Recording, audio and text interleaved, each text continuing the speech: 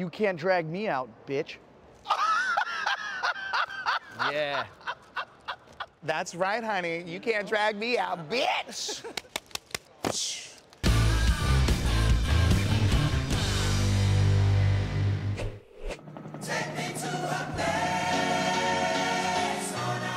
New York City alone now accounts for about a quarter of all confirmed coronavirus cases. For the millions of small businesses now shut down. Nearly 1 out of every 3 New Yorkers was out of work. How do you make sure that post-pandemic they want to come back? Pandemic or not, New Yorkers fill the streets with an electrifying energy that you won't find anywhere else. But is this vibrancy strong enough to keep the city afloat?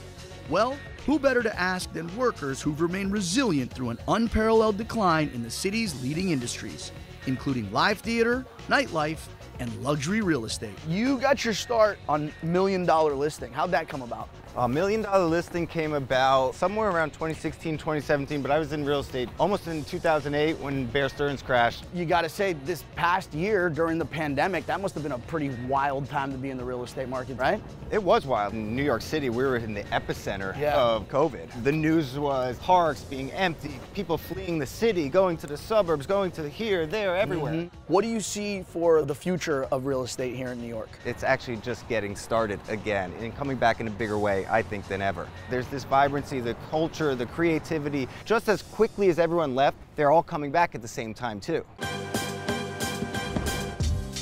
Well, Rob, you're home. I'm finally back home. It's been almost 17 months since I left Times Square. Long overdue. You have many credits to your name. Beetlejuice. Yeah. You were nominated for a Tony for Chaplin as well, That's correct? right, yeah. And right before the pandemic, you landed very iconic role as Mrs. Doubtfire. Yeah. Congratulations. Thank you. That's one of the most iconic movies played by one of the most legendary actors of our time, Robin Williams. Hello! What's it like as an actor to fill those shoes? I never will, because he's a genius. But if I can make the audience feel the way his performance made me feel, I'll consider that a success. Shutting down for COVID probably wasn't a nice reprieve. No, and I think audiences feel the same way. I keep on thinking about the first night we come back, and everyone comes in and sits down, and there's that moment when the house lights go halfway out and the overture starts. That energy is going to be crazy. Yeah. I can't wait. You nervous? Yes! If you're not nervous, you don't understand how lucky you are to be where you are.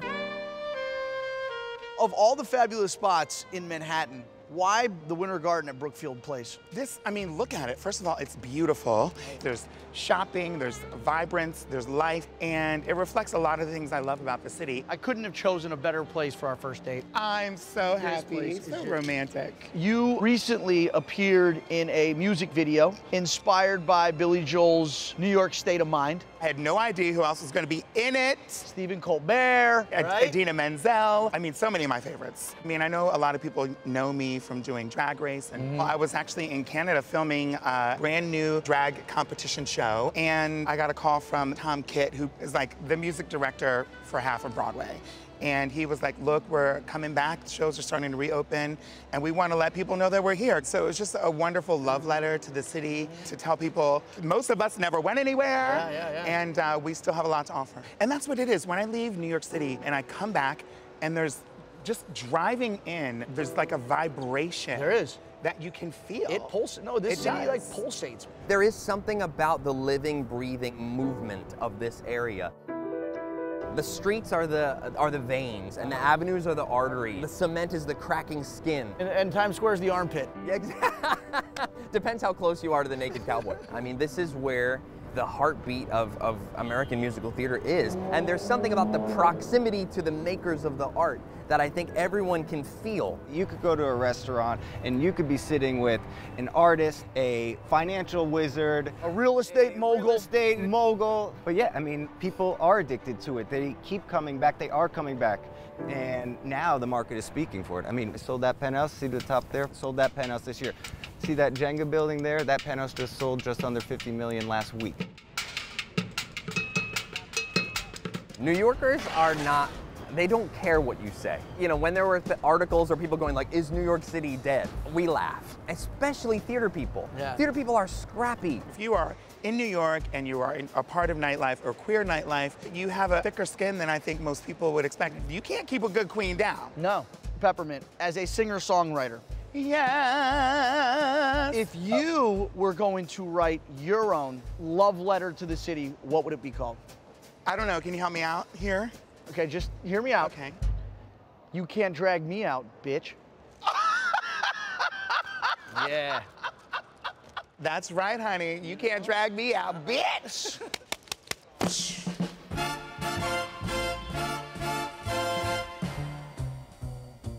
So this park here, Little Island, is a recent addition to the New York City skyline, right? Yeah, all the piers along the riverfront here are ultimately getting developed into some sort of green spaces, communal spaces, which the city really needs. Really needs.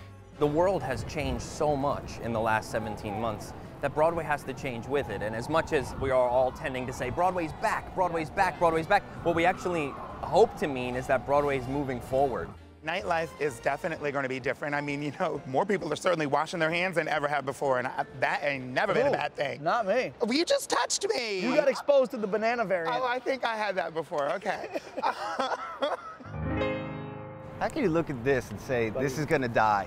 Your guess is as good as mine, man. There's no place like it. Yeah, no, there really isn't. Mrs. Doubtfire has a really great monologue at the end of the show. She ends by saying, all my love, puppet, you're going to be all right. And the notion of turning out to a New York City audience after what we've all been through, and as Mrs. Doubtfire saying, you're going to be all right. Oh, my love, puppet. That's right. You're going You're going to be all right. all right. Ah, boy.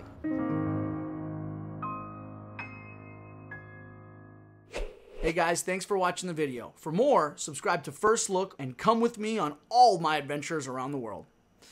Who am I kidding? I'm probably sitting at home watching Netflix or playing Xbox.